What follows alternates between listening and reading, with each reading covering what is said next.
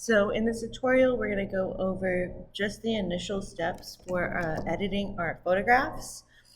So first things first, we want to open up that image. We are not creating a new file. We're opening up directly. Here we have image. Okay, so here is the world's cutest cat ever, my cat Poppy. So the first thing that we would like to do is going to be on our right hand side. We're going to look for our layers panel, and we want to unlock that layer. So if you see over here this little padlock thing, I'm going to click it and then it's going to disappear. Okay. If you can't find the layers panel on the right side, you can go up to window, and then everything that you might need on the right hand side is going to be in alphabetical order. Alrighty.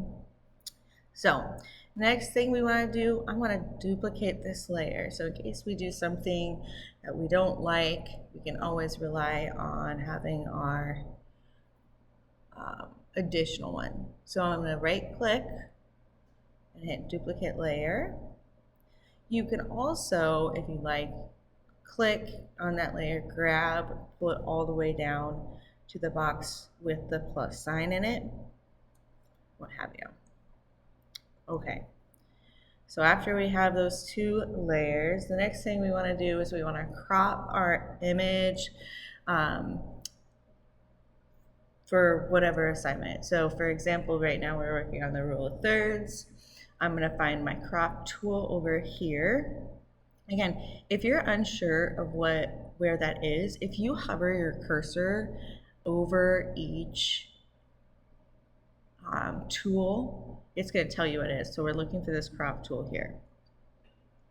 Now, looking at this, there's already this like grid, which is really nice for when we're doing this assignment for the rule of thirds.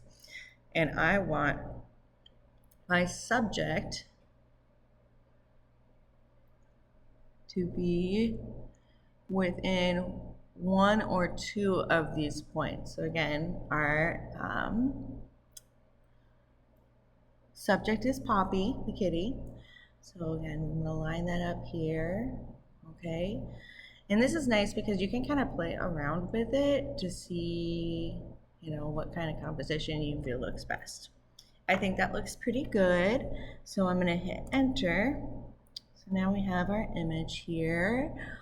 The next thing we want to do is we want to size it to an appropriate size for printing, as well as bring up that resolution. So I'm going to go up here to image, and then down here to image size.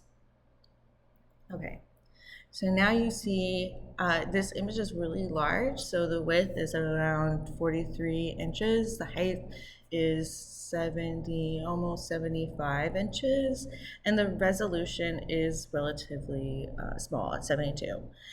72 is pretty standard if you're taking pictures with your phone.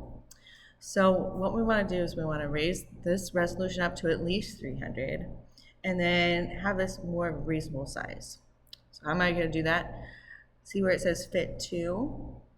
I'm going to click, and we're going to keep it within one of these guys. These are really standard sizes for printing and frames and so on and so forth. So I want it to be pretty sizable still, so I'm going to go with 10 by 8, and then it's going to do the best it can to fit within that size. So almost like 6 by 10 inches. That sounds okay. And then I'm going to press OK. All right, so now here our image has a higher resolution as well as a new size. The next thing we want to do, and this will be probably for each photo that you take, is we want to adjust the amount of shadows, middle tones, and highlights. We want those to be kind of even. So I'm going to go over here and find that half circle. It's at the bottom of your layers menu, right? It's an adjustment layer. Now you can play with curves. Levels is very similar. I just think that the levels is a little bit more straightforward. I'm a visual person, so the way that it represents the different amounts makes more sense to me. Here I have levels, okay? So again, as you can see here, we don't have a lot of shadows, right? We have a lot of middle tones, and we're not going to change these settings too much, right? I don't want to underexpose it. I don't want to overexpose it. I just want a fair amount. And I also want to have a little bit of extra contrast. Contrast being when you have a light color by a dark color, that really makes it pop. So like right in here with her cute little gray nose. And then our white curtains, again, it's very nice little contrast area. What I like about this picture is the subject, the cat, is in focus, which I really love, again, because that's what, if it's our subject, that's where our eye goes first. And then these things in the background here, our Halloween decorations, are a little bit blurry. I'm going to teach you later on in this course how to do that. But for right now, this looks okay. If I wanted to take this a step further, I would say, like, I could have changed the environment, right? I could have cleared off all of the decorations on this windowsill. So all I would see would be the outside, and that would make it, I think, a little bit stronger of a photograph, but that's okay. So going to our layers so you can see the levels adjustment we made. I can click on this eyeball and we can see the differences.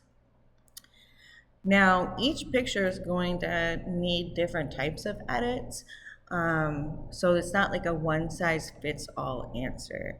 So as far as adjustments go, I would say start like just playing around with these different settings. Again, when you, let's say here, let's go to hue and saturation. Let's say you're getting a little too crazy, you're just playing around with it, right? Which honestly, for me, I learned the most just by exploring different things. But say, okay, I had fun making this, but that looks a little crazy, obviously. What I can do here, so each type of edit that you're doing is going to create a new layer on top. So I can highlight this, I can go down at the bottom of my layers panel, and I can hit delete. Yep. Oops, come on now. There we go. And then it's going to go back to what I have. So there's a little bit of flexibility in here. Again, there's no one size fits all answers for playing around with these. I just suggest that you kind of explore on your own, okay? But make sure you're always either adjusting your levels or curves so that you have a good amount of shadows, of those middle tones, and those highlights. All right, hope that's helped. Thanks, guys.